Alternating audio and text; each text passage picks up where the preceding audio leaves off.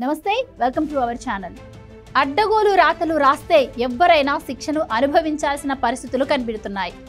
వార్తలను వార్తలుగా కాకుండా వారి అభిప్రాయాలుగా ప్రచురించడంతో పాటు అనని మాటలను అన్నట్టుగా ప్రచురించడంతో సాక్షి యాజమాన్యంపై కేసు నమోదైంది. వైసీపీ అధినేత వైఎస్ జగన్మోహన్ రెడ్డి సతీమణి వైఎస్ భారతి ఆధ్వర్యంలో కొనసాగుతున్న సాక్షి పత్రికపై తిరుమలలో పోలీస్ కేసు నమోదైంది. తిరుమల తిరుపతి దేవస్థానం ఫిర్యాదు మేరకు సాక్షి యాజమాన్యంపై తిరుమల 2 టౌన్ పోలీస్ స్టేషన్లో కేసు నమోదు చేశారు. టీటీడీ ప్రతిష్టకు భంగం కలిగించేలా సాక్షి కథనాన్ని ప్రచురించిందని టీటీడీ పోలీసులకు ఫిర్యాదు చేసింది. శ్రీవారి వార్షిక బ్రహ్మోత్సవాల్లో భాగంగా తిరుమలకు వచ్చిన ముఖ్యమంత్రి చంద్రబాబు నాయుడు ఈ నెల 5న టీటీడీ అధికారులతో నిర్వహించిన సమీక్షకు సంబంధించి సాక్షి పత్రికలో అసత్య కథనాన్ని ప్రచురించిందని ఆలయ డిప్యూటీ ఈవో లోకనాథం పోలీస్ స్టేషన్లో ఫిర్యాదు చేశారు.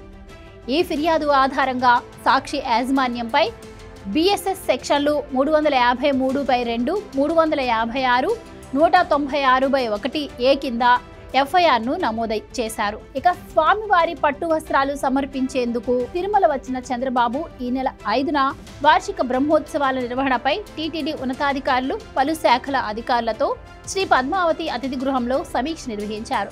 దానికి డిప్యూటీ ఈవోగా హాజరయ్యానని, ఈ నెల 6వ తేదీన సాక్షి ప్రధాన పత్రిక 13వ పేజీలో నేను చూసుకుంటా అనే శీర్షికతో ప్రచురితమైన కథనంలో అన్ని అసత్యాలే ఉన్నాయని డిప్యూటీ ఈవో ఫిర్యాదులో పేర్కొన్నారు.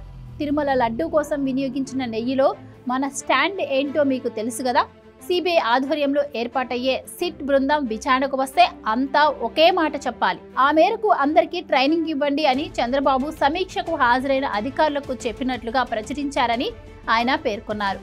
ఇక సాక్షి యాజమాన్యం ఉద్దేశపూర్వకంగానే అసత్యాన్ని ప్రచురించిందని, సాక్షి దినపత్రిక యాజమాన్యం నైతికంగా దాడికి సంబంధించిన వ్యక్తులపై చట్టపరమైన చర్యలు తీసుకోవాలని డిప్యూటీ ఈవో ఫిర్యాదులో కోరారు.